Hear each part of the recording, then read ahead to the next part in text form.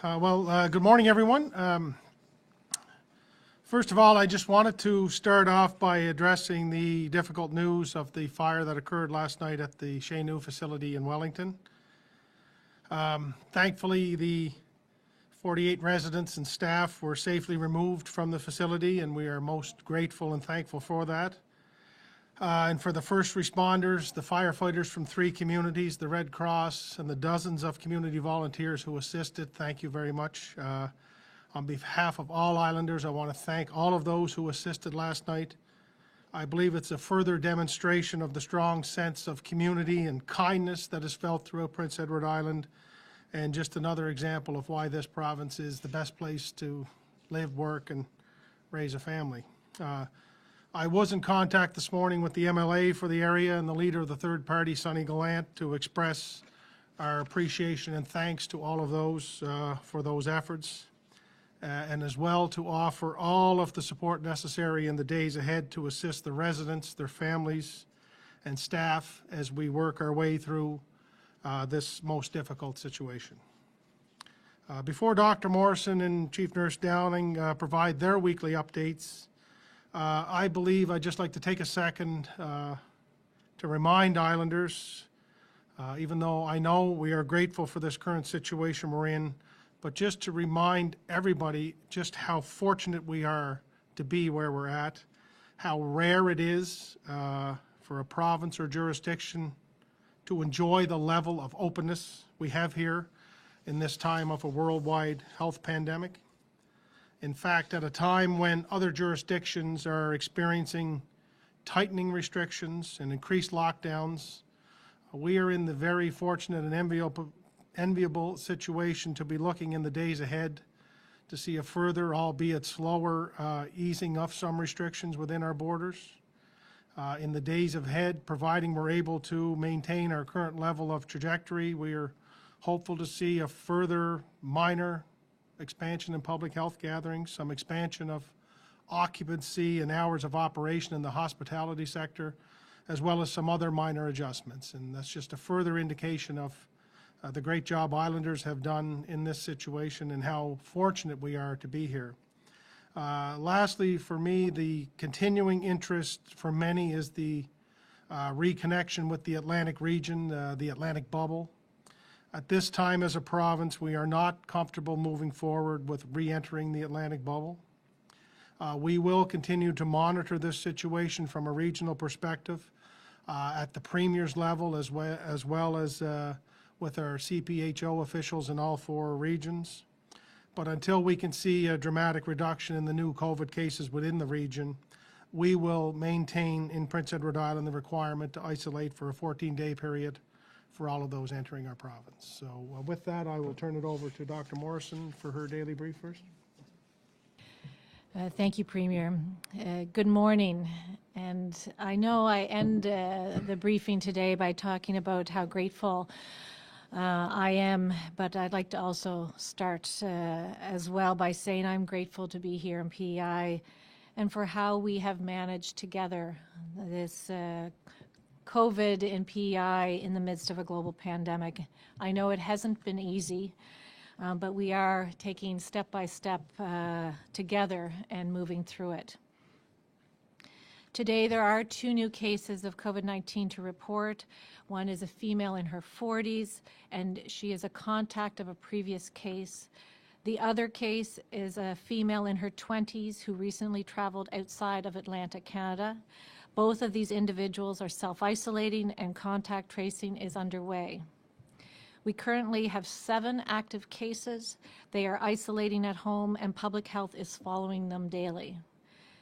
Since the pandemic began, we've had 110 cases of COVID-19 with no hospitalizations or deaths.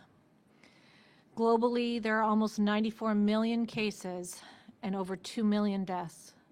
The United States has reported almost 24 million cases and 400,000 deaths related to COVID-19. It's predicted there could be an additional 100,000 deaths in the United States within the next month.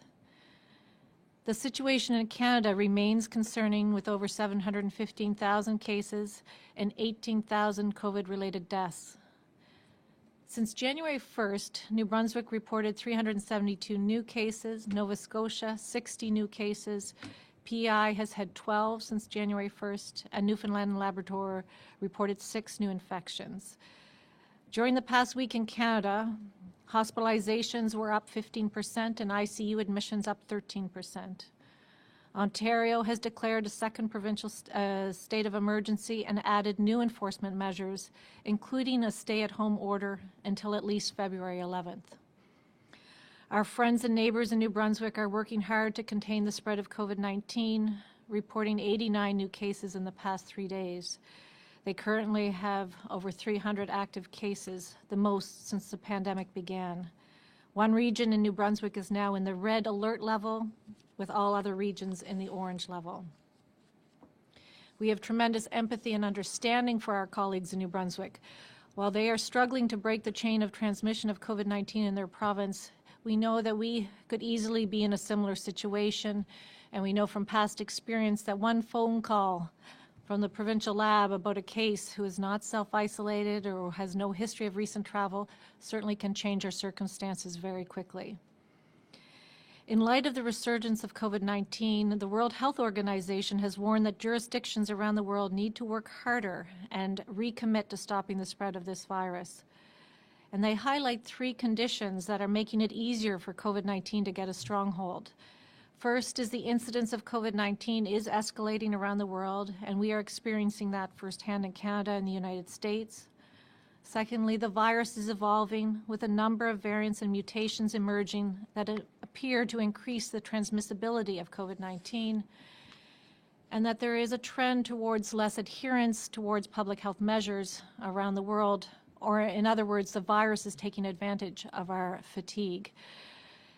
As I've said before, we must remain vigilant here in PEI and not let our guard down against COVID-19. While many Canadians are functioning under strict public health measures, in PEI we are in the fortunate situation, as the Premier mentioned, of gradually easing back to a new normal. Until January 25th, we are in the post-circuit breaker phase, and we will continue to take the next few days to assess the trends in epidemiology in Atlantic Canada in order to make our decision regarding our way forward in PEI. Given the evolving COVID-19 situation in other provinces, information regarding the further easing of measures to come into effect in PEI next week will be announced later in the week. Given the context in the region, we do not anticipate reestablishing our participation in the Atlantic bubble before mid-February. We are on track with our plan to vaccinate frontline healthcare workers involved in the COVID-19 response and long-term care and community care residents and staff across the province.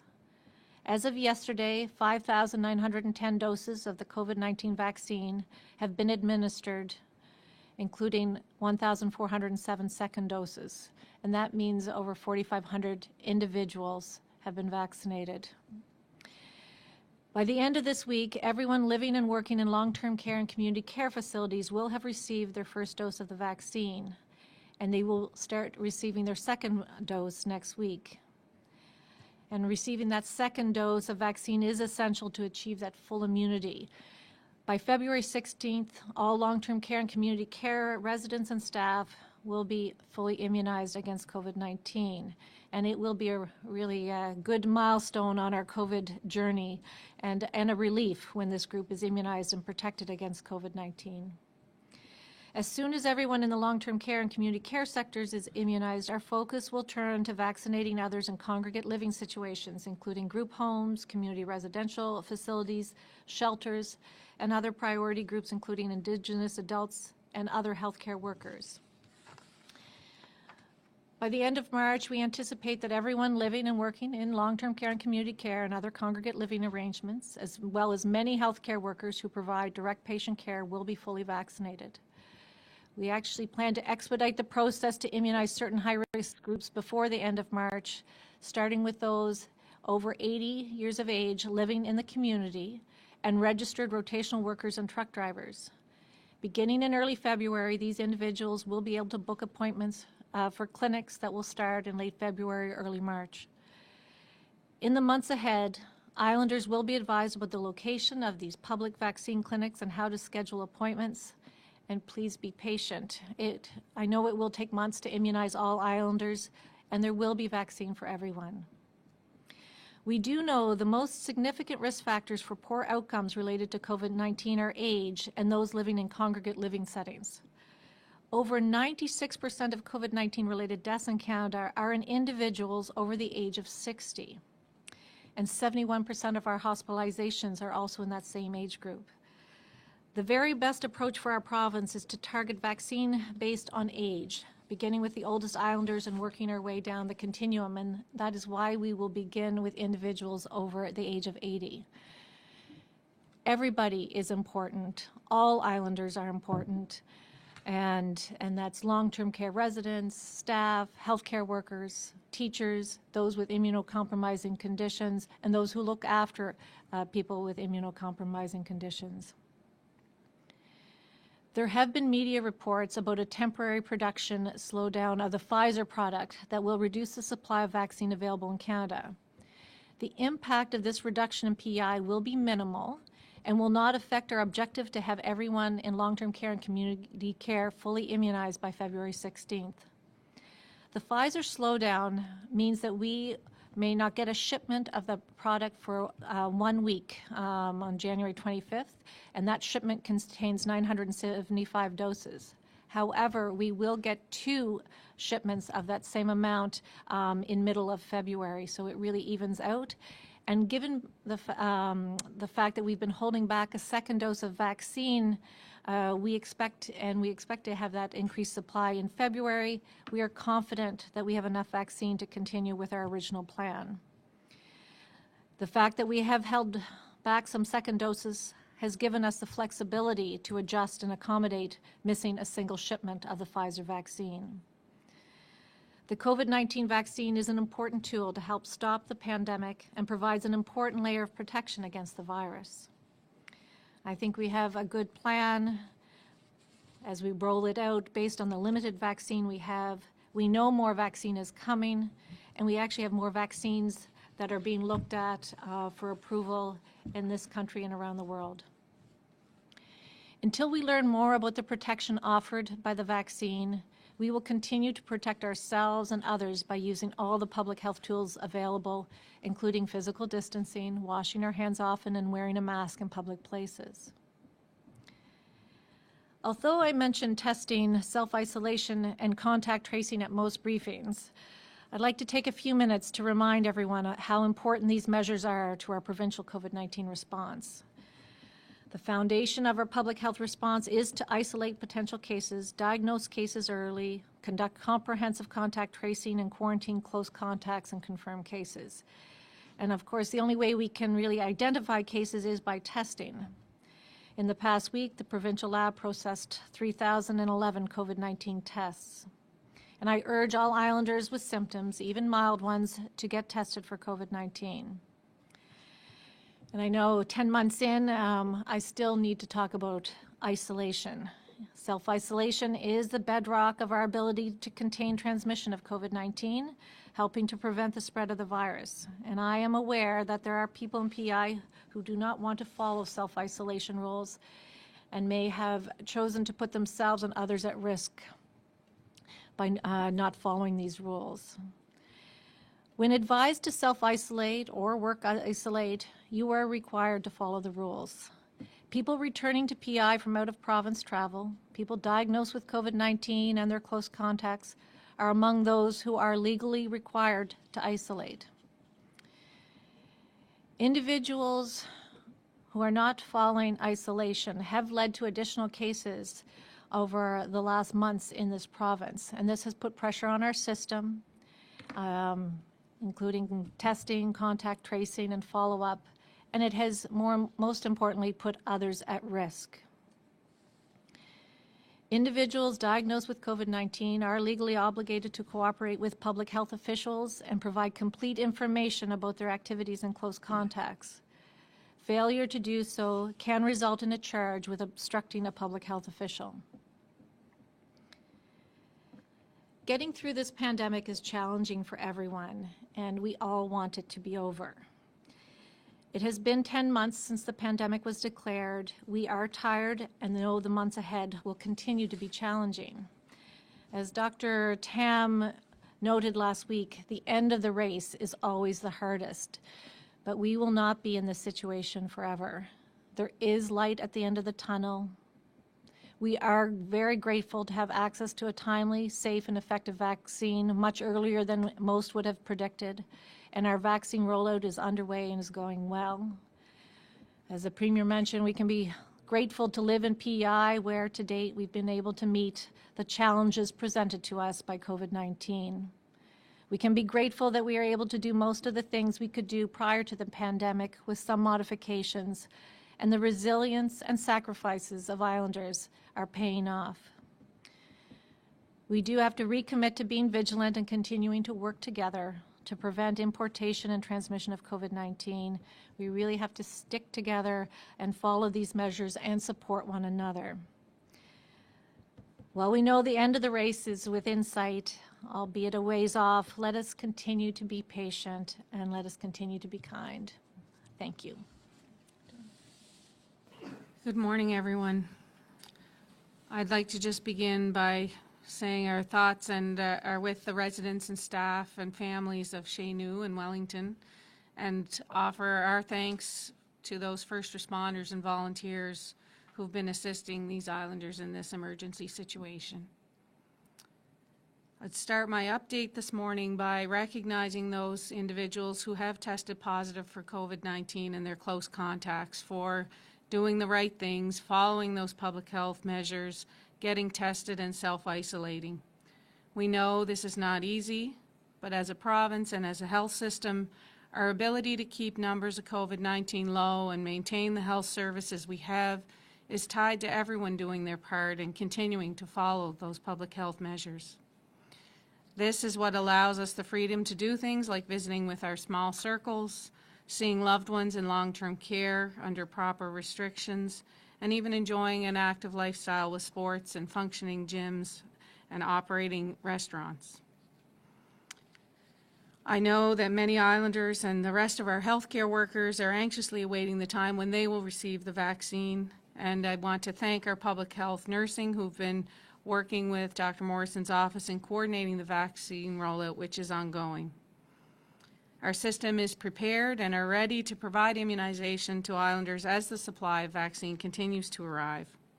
While many things about COVID-19 are new to us, delivering vaccines is something the health system on PEI is very experienced with, and we do have the proper staffing and expertise to continue to coordinate this rollout, including those relationships with our community partners who will help us in the future as the general public receives vaccine when our supply increases.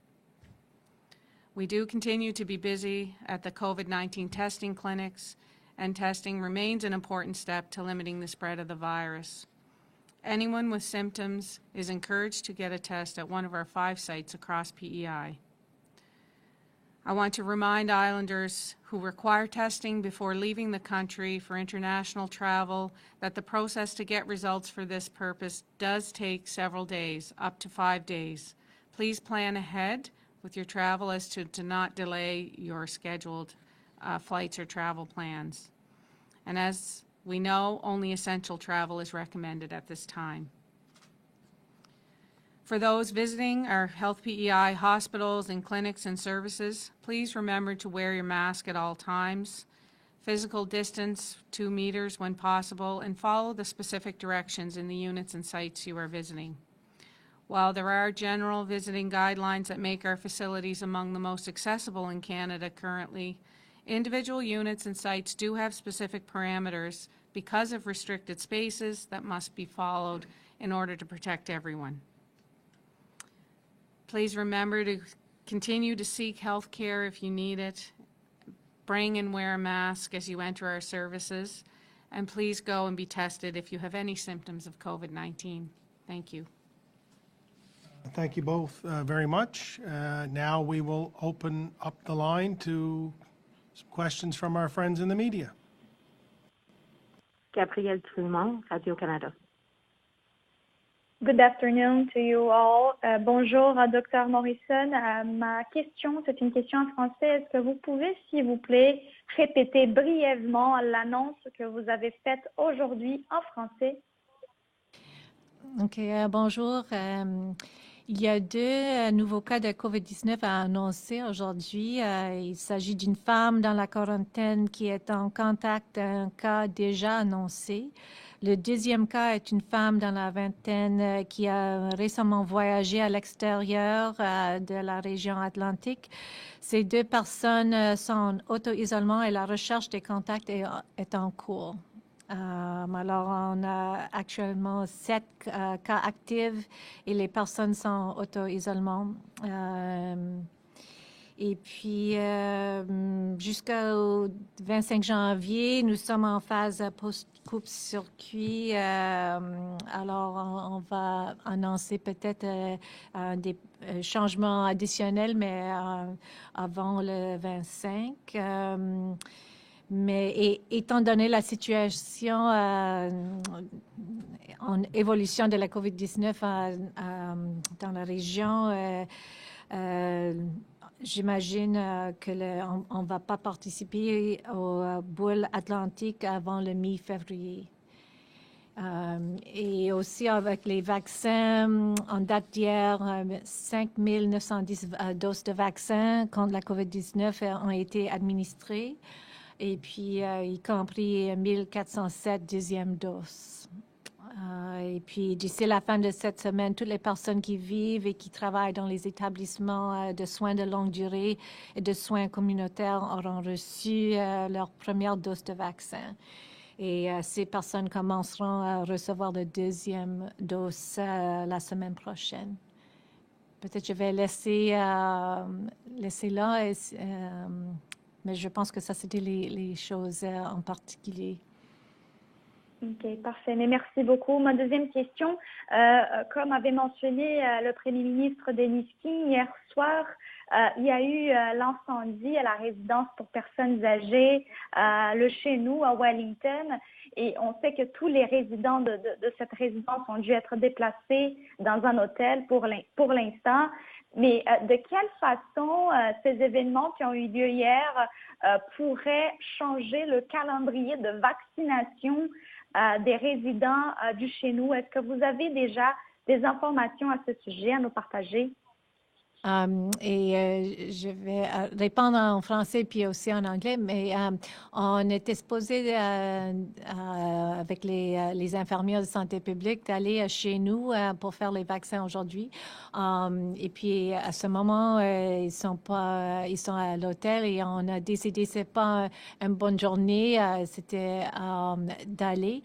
Et puis on est en train de discuter si on va aller demain, jeudi, vendredi, mais un autre jour cette semaine. C'est le plan d'en faire cette semaine quand c'est meilleur pour les résidents. So just in English, I was asked to first just to translate some of the key points from my message, but also the second question was about vaccinating the residents and staff at the Chez Nous. And it was initially scheduled to do the vaccinations there today. And we know that the residents have been, they're in a hotel setting, and we decided today is not a good day to do that. It's been very traumatic for the residents and staff, what they've been through, and we are discussing with them whether we should go tomorrow or the next day or another day this week. So they will be done, and it's just a matter of organizing another date later this week. OK, parfait. Mais merci beaucoup. Bonne journée. Carrie Campbell, CBC. Good afternoon. Thank you. Dr. Morrison, you mentioned that there has been spread through people who were supposed to be self-isolating. I just wonder if you can provide any more details on that, how many cases we've had because of that, whether it's any of the cases that you've told us about or that we've heard about in the last couple of days. And I'm curious to know if if the people who were supposed to be self-isolating, did they have a test result, and what was the result of that? Any more details you can tell us about this spread? Hi, Carrie. So I think the comment is one that is important for really from the beginning of COVID. And some self-isolation is very difficult, and some of the spread would be from one person to another is based on perhaps a spouse not really being able to isolate away from a partner who has returned from travel. Or they've chosen to isolate together. So sometimes that has happened. And then there have been times where, and again, the numbers are not large, but times where someone may have not isolated the way that is required, and may have put others at risk. And so it's worth mentioning because I think it continues to be important. It will, and it does create a lot of stress for the system, but also for our community. And I think that's just a reminder to everyone as we get into COVID fatigue in every way, that isolation remains really important, and I think it's worth mentioning that.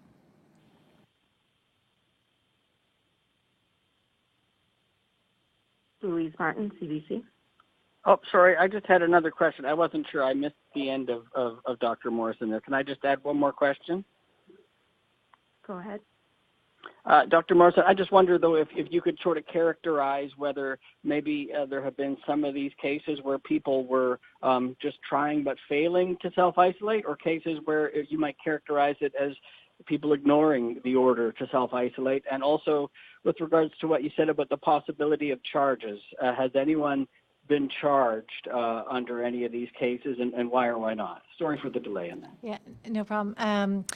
And I think maybe the answer to the first question is that I think there's been a little bit of both. Some people who have tried to self-isolate, and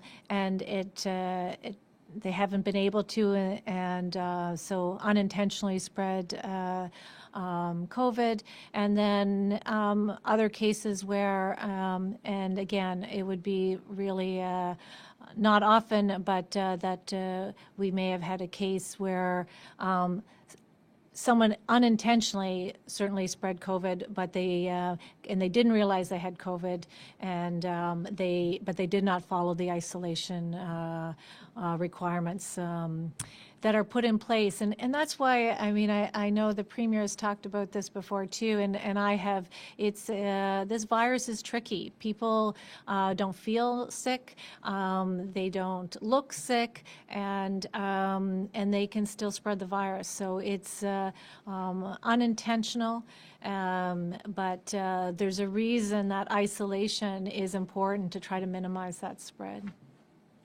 In terms of charges, information is given to enforcement, and so I think we've had 77 charges with 3 pending.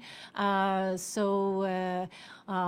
has been over the course of the pandemic, and those numbers are updated on a weekly basis. Thank you very much. Louise Martin, CBC. Oh, hi, and good afternoon to all three of you. Thanks for taking our questions today.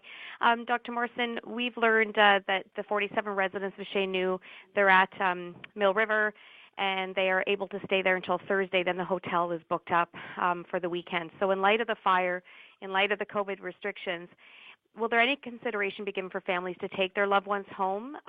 What considerations have been taken into account at the new location because of the pandemic, and, you know, do they all have to stay together? What are sort of the rules around this unexpected, you know, and frightening situation for these long-term care home residents? Hi, Louise. I mean, and the Premier may be able to answer this as well, because I know, or Marion, everyone's been involved and aware of the situation. I mean, the first priority is the safety of the residents and the staff. And so I think they are discussing options for some families to take, to have the residents with them. And so I think where the residents are and making sure they're safe is really first and foremost. And if the residents go home with family before they're vaccinated, they will be vaccinated. Maybe not this week, but they will get vaccinated if that's part of the question. And of course, making sure the residents don't go home with family who are isolating or traveling outside the province would be important. And so those are just some of the basics, I think. I don't know if you want to add anything to that. The only thing that I would add would be that we are working with the board and the management of this facility. Ministers Hudson and Aylward have been in contact with staff management, as has parts of their staff. So our goal right now, obviously, was to get them situated, to get them safely removed, to get them situated to a temporary location. Now we have to figure out how long that will be. So, the options in front of us would be a number have expressed interest to take some family members at home, which Dr. Morrison has just talked about. There are vacancies within the community care facility in various regions that would be options, but we're also working if we could secure a location on a temporary basis. So we've really offered all the help that is necessary along the way. We have to take our leadership and guidance from the board, but our priority is the residents, their families, and staff, and to get them through this. And we've made the commitment that we will be there. Just need to know what we need to help provide. Okay, and sorry, I'll just go back to Dr. Morrison quickly then, just to be crystal clear before I go on to my question too, that family members are able, if they're not in a situation where they have to be self-isolating, that they can take their loved ones home given the fire at Chez New? Yes, I mean, that would be really a decision with the families and the facility, I mean, that's would not really be a decision for me to take for any of us, but it's to make sure the residents are in a good place and are safe. So, yeah, I think I wouldn't have anything else to say about that. I wasn't sure if the public health restrictions would prohibit that. And just one quick last question. The 4 new cases over the weekend, that information was not made public until late yesterday afternoon. And usually we would see a press release on the weekend. That information would come out pretty immediately. Is there a new policy holding off on releasing information, maybe a weekend policy or anything like that we need to be aware of? Hi, Louise. I don't think it was a deliberate policy, but certainly, as you know, we've come out on the weekends when there's been any public exposures or needing to talk about any cases of concern. And when one case came in on Saturday and one case came in on Sunday, both having, with we thought we could wait until Monday, and then Monday early morning we had 2 additional ones. So it really is something that we know we'll continue to get cases, and we know there's an interest in having them go out as quickly as possible, and particularly important if there are public exposures or there are cases in areas in healthcare or education, for instance. So it was, I can assure you I was working on the weekend, so it wasn't that I had the weekend off. So there wasn't a policy as such. Goodness, that's not what I was suggesting. Thank you so much for your time. Laurent Rigaud, La Voix acadienne. Bonjour, Dr. Morrison. Good afternoon to everyone. Docteur Morrison, il y a eu plusieurs études ces derniers jours ou dernières semaines qui disent que 10% des malades de la COVID ont des symptômes très longtemps après, ils continuent à avoir des symptômes. Je sais qu'on en a déjà parlé il y a quelques mois de ça. Est-ce que vous pouvez faire un point sur la centaine de malades à l'île du Prince-Édouard, s'il y en a certains qui sont concernés, s'il vous plaît? Bonjour Laurent. On vient de discuter ça avec mon équipe ce matin parce qu'on est en train de faire une étude avec pour prise du sang pour l'immunité. Et puis, on a même discuté si on peut demander les cas positifs, si l'on a encore des symptômes ici à l'île du Prince-Édouard. Alors, on vient de discuter ça ce matin. Et si on peut faire ça au même temps, ce serait une bonne idée. Alors, j'ai pas beaucoup pour rapporter à propos des symptômes des cas qu'on a eu il y a quelques mois, mais c'est quelque chose qu'on va discuter et j'espère peut-être qu'on peut recevoir cette information en même temps qu'on fait l'autre partie de l'étude. Merci.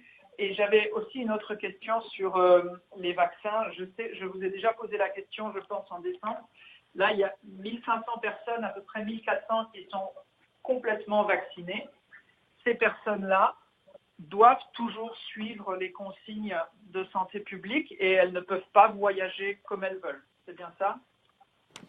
À ce moment, c'est ça.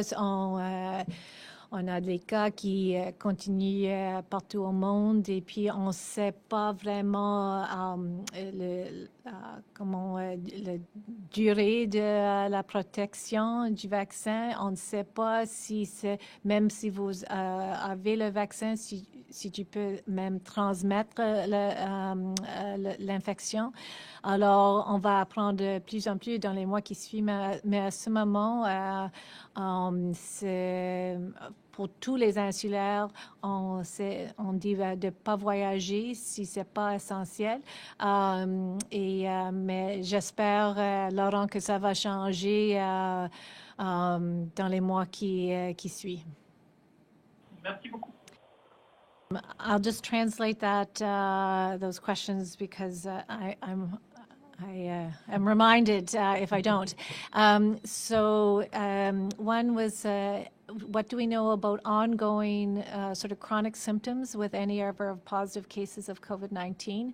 And we are in the midst of, we talked about it actually this morning with our team, and that we are doing a study of for immunity, and we'll be offering an immunity test to those who've had COVID-19 in the province. And we actually discussed this morning if we can use that opportunity to also check with people who have been positive in this province about any ongoing or lingering symptoms so that we can collect a little bit more information. So that we did discuss that this morning, and hopefully we'll be able to report back at some point in time. The other question was about for instance, the healthcare workers who've been fully vaccinated. Does that mean they can travel now that they're fully protected? And I mean, in this country and in this province, travel for non-essential reasons is not recommended. And we still are going to learn more about how long the vaccine is effective for, and which still remains unknown at this point in time, but there'll be more information that comes, and also about the asymptomatic transmission, and I spoke about that last week a little bit.